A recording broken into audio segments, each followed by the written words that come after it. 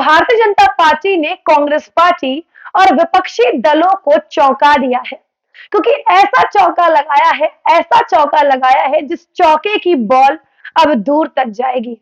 दोस्तों, मैं बात कर रही हूँ भारतीय जनता पार्टी के एक ऐसे फैसले की जिसने कांग्रेस पार्टी के अरमानों पर पानी फेर दिया है, जिसके बाद केवल एक ही गाना याद आता है, दिल के अरमा आंसुओं में बह गए।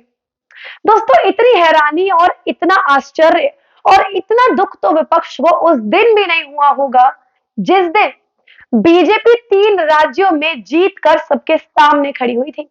लेकिन आज विपक्ष बुरी तरीके से रो रहा है, खासतौर से अखिलेश यादव जी और हमारे तेजस्वी जी, क्योंकि बीजेपी यानी कि भारतीय जनता पार्टी ने अपना मध्य प्रदेश से मुख्यमंत्री का नाम अनाउंस कर दिया है और वो नाम है उज्जैन से विधायक बने मोहन यादव जी।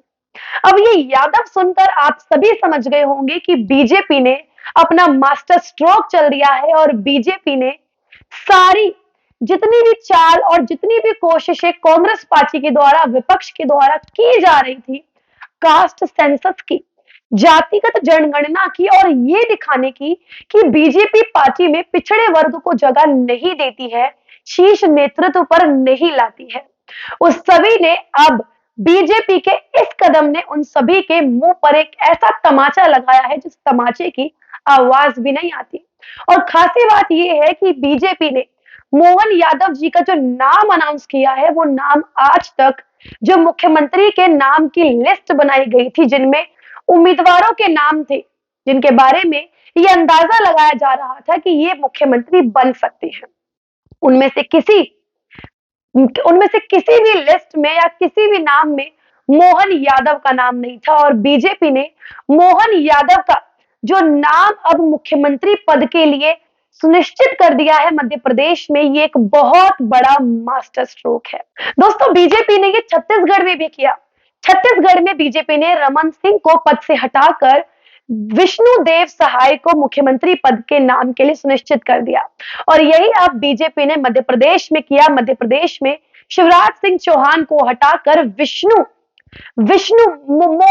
मोहन यादव को मुख्यमंत्री पद के लिए सुनिश्चित कर दिया, जिससे पूरा विपक्ष बौखला उठा है। हम सभी जान रहे हैं कि किस तरीके से कांग्रेस पार्टी पूरा जोर लगा रही थी कि कास्ट सेंसस किया जाए।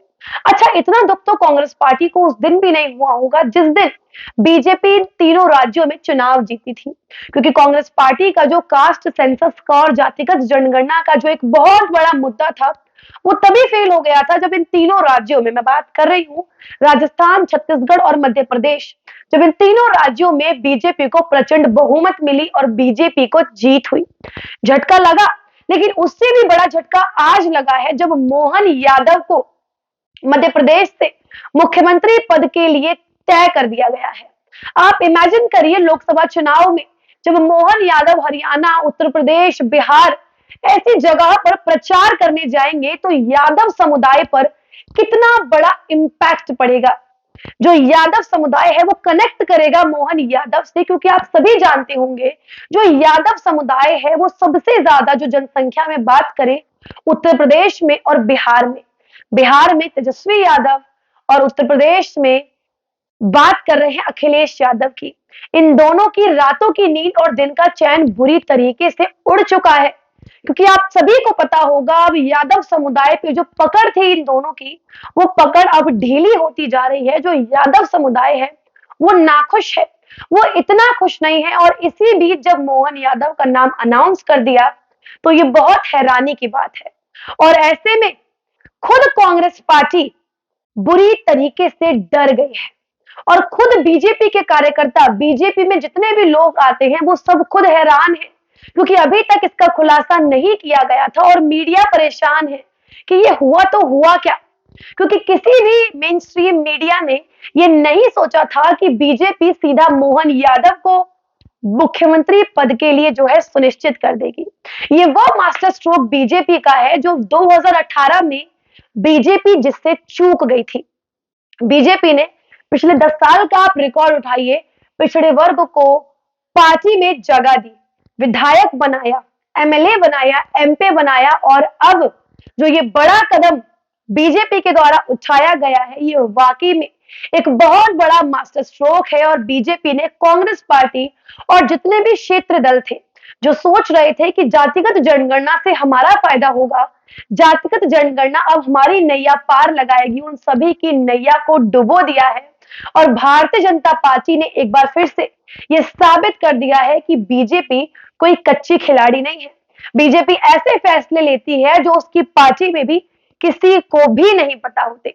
बीजेपी सरप्राइज देती है और अब इस फैसले से कांग्रेस पार्टी, आम आदमी पार्टी और तेजस्वी यादव और अखिलेश यादव की तो अब बात ही छोड़िए, इन्हें तो अब एक एक कदम फूक फूक कर रखना होगा, क्योंकि इन्हें पता है इनकी क्या हालत है उत्तर प्रदेश में और बिहार में। दोस्तों, बीजेपी के इस फैसले ने उस उम्मीद को मार दिया, उस सपने को मार दिया जो कांग्रेस पार्टी के द्वारा बनाया जा रहा था। और वो सपना था मंडल 2 का गठन करना। मंडल 1 तो गया, लेकिन मंडल 2 के सपने को इस तरीके से आघात किया है बीजेपी ने कि अब कभी कांग्रेस पार्टी इसके बारे में दोबारा नहीं सोचेगी। और आप देखिएगा आगे आगे के समय में पूरे भारतीय राजनीति पर इतना असर पड़ेगा बीजेपी का कि ये राजनीति पूरी तरीके से बदल जाएगी। जो पिछड़े वर्ग की राजनीति करने का प्रयास कांग्रेस पार्टी और क्षेत्रदल कर रहे थे, उस राजनीति पर अब फुल स्टॉप बीजेपी ने लगा दिया है।